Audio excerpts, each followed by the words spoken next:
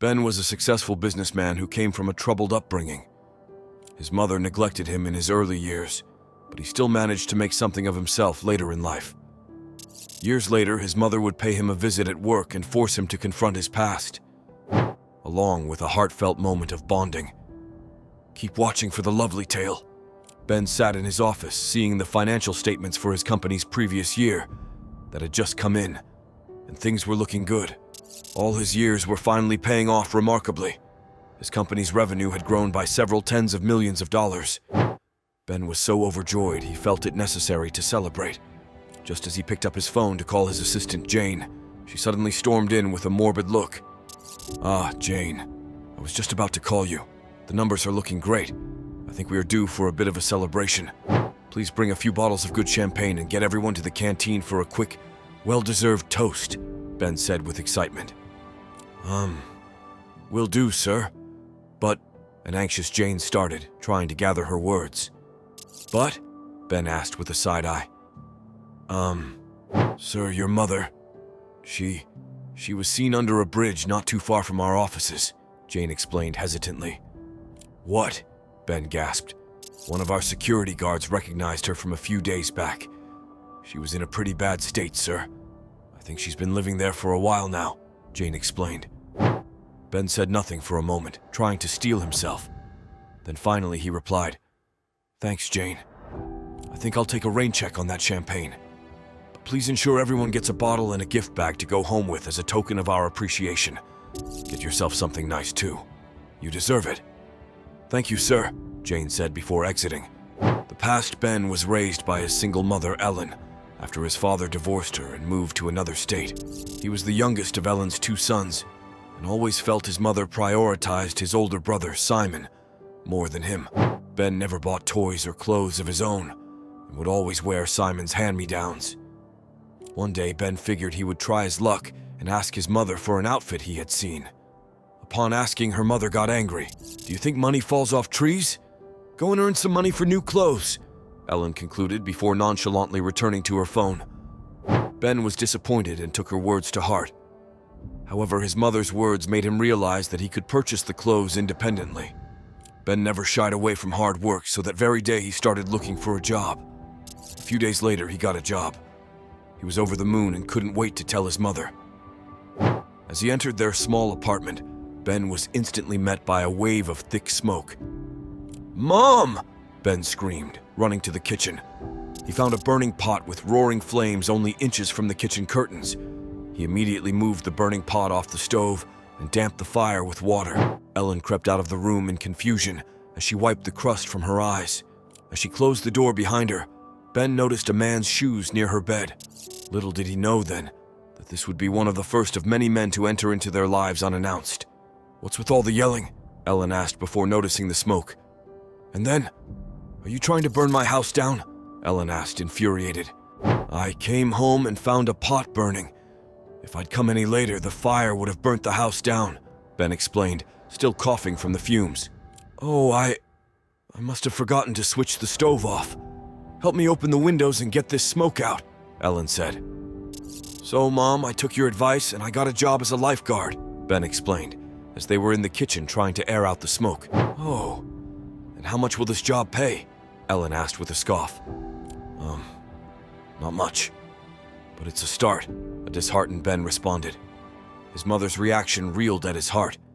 He had expected her to be more concerned about his safety or express some pride in his tenacity, but all she cared about was the money. "Money, Ben. We need money," Ellen casually said before heading back to the bedroom. Ben was heartbroken and frustrated at his mother's lack of regard for him or his efforts, but he simply told himself all would be well. Ben's job had mostly involved him keeping watch over the swimmers and helping with setting up and clearing up at the sports club. However, one day, his lifeguarding skills were finally put to the test. Ben had come back from getting lunch. He was off duty for the rest of the day, but he decided to hang around at the club. As he approached the pool area, out of the corner of his eye, he saw someone drowning in the pool. He looked to the lifeguard tower, but there was nobody there. He instantly dived in and dragged the person to the poolside. She was a young girl around the same age as Ben. Her eyes shot open as he was about to perform CPR, and she coughed out a little water. "Oh, thank God. I feared for the worst," Ben said with a deep sigh.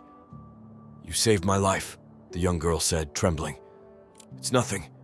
I was just doing my job," Ben said, wrapping the young girl with a towel. "It's not nothing. If you hadn't arrived when you had, who knows what?" The girl started, unable to complete her sentence, still in panic. "Well, I'm glad I came when I did," Ben said warmly. It was only at that moment that he realized how beautiful the girl was. He tried to keep his cool and professionalism as he walked her to the reception, but he couldn't help but stare. As they approached the reception, a voice cried, "Angie!" The pair turned back to a middle-aged man approaching them. Upon seeing him, the girl ran into his arms and began to weep. "What's wrong, my love?" the man asked, holding her tight. "I almost drowned, Dad. If it wasn't for him, I wouldn't be here right now," Angie said, pointing to a nervous Ben. Ben learned that the man was the young girl's father. His name was Brian, and he was a big-shot businessman. He sincerely expressed his gratitude to Ben for saving his daughter, Angie, and even gave him a large sum of money. Ben was pleased with himself and saw yet another chance to prove himself to his mother and gain her affection. Later that day, Ben told his mother about everything that had transpired at work. However, his mother was less interested in the fact that Ben had saved a life and more intrigued about the money he had received. Ellen had recently started investing a lot of money and time into finding a new boyfriend. So she eventually took all the money Ben had earned, simply stating, "It's time you pay your own way, Ben." Ben was heartbroken by his mother's response, but he held his peace.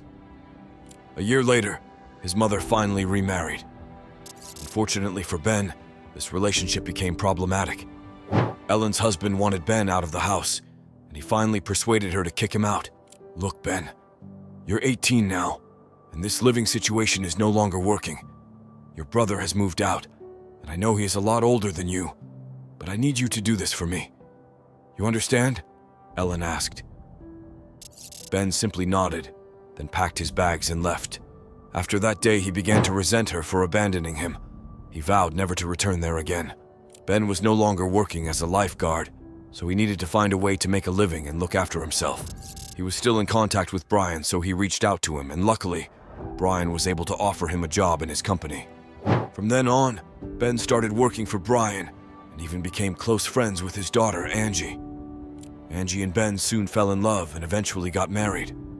With Ben now being his son-in-law, Brian taught Ben everything he knew and eventually handed the company over to him.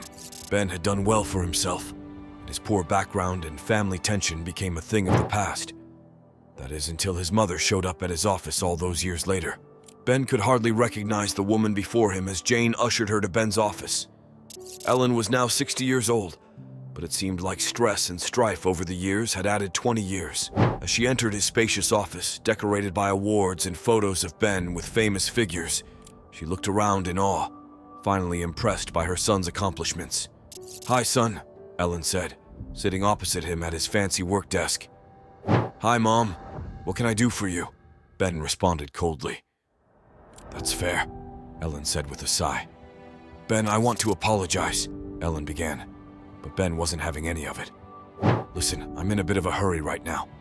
This is not a good time," Ben said abruptly, getting up and heading for the door. "The security will show you the way out," Ben concluded as he exited the office, leaving a heartbroken Ellen. The security guards felt sorry for Ellen and helped her out gently. Ben headed straight to the bathroom and instantly burst into tears once he knew nobody was around. The whole moment was a little too surreal for him, and he hadn't realized just how angry he was with her for everything. The present. And now, a couple of days later, here he was, learning that his mother was now homeless and lived under a bridge. Part of him still wanted to leave it all in the past, forget about her, and move on. But he knew he would never be able to live with himself, let alone sleep at night. Ben went to the bridge, and the sight of his mother there, helpless and a shadow of her former self, utterly destroyed him. She sat there in rags, begging for pennies from everyone who would give her the time of day. She looked worn out, gray and pale. Ben could hardly recognize her in the conditions he now saw her in. He was mad at her for everything that had happened in the past, but she was still his mother, and this was the last thing he wanted for her. Ben finally found the courage to speak to his mother and approached her.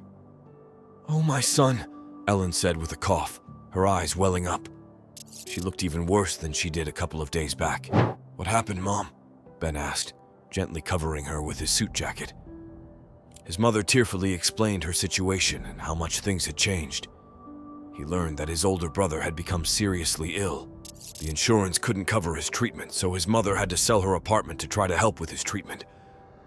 She eventually mustered out the courage to ask Ben for help, but after being rejected by Ben, she was left with no choice but to live on the streets. Ben began tearing up as his mother continued to explain her story. "I know I'm going through this ordeal because of my selfishness in the past. I'm here today because of how I treated you, Ben. But I've had some time to reflect over the years, and I've come to see my faults. I do not ask for anything for myself. I just want my children to be healthy. Both you and your brother," Ellen said, bursting into tears on Ben's shoulder. Ben was faced with a difficult decision. He had so many unresolved feelings towards his mother, but seeing her like this didn't sit well with him. After a moment of hesitation, he hugged his mother, trying to comfort her. As he embraced her, a piece of paper fell out of the suit jacket he had given her. Ben picked it up and realized it was a note from his wife. As he read it, his face turned pale. "Is everything okay?" Ellen asked. Yeah, it's a note from my wife. She must have snuck it into my pocket this morning," Ben explained. "Is something wrong? You look like you've either seen a ghost or won the lotto." "I'm not sure which," Ellen said, growing concerned. You're going to be a grandmother," Ben casually said. "What? That's amazing," Ellen said with a yelp as they embraced each other again, both in tears. Ben later checked his mother into a hotel and supplied all her needs. He got his brother one of the best doctors around to help with his treatment, and they even rekindled their relationship, which had gone cold over the years. And while Ben and his mother were now in contact and trying to repair their relationship, he took care to take it one day at a time. He clarified to her that he would need time to forgive her. He also vowed to himself to try to be a better parent. What's the moral of this story? Show mercy. Ben was hurt dearly by someone who should have been protecting him. When the tables eventually turned, and he had a chance to return that same hurt, he decided to show mercy on her and end the cycle. Learn to forgive. While forgiving is sometimes easier said than done, it is necessary to move forward. Ben struggled to forgive his mother, but he eventually took a step towards healing by trying to forgive her. While he understood it may take time and wouldn't be easy, he provided an environment where it could be possible. And that's it for this video. Share this story with your friends. It might brighten their day and inspire them. Thanks for watching.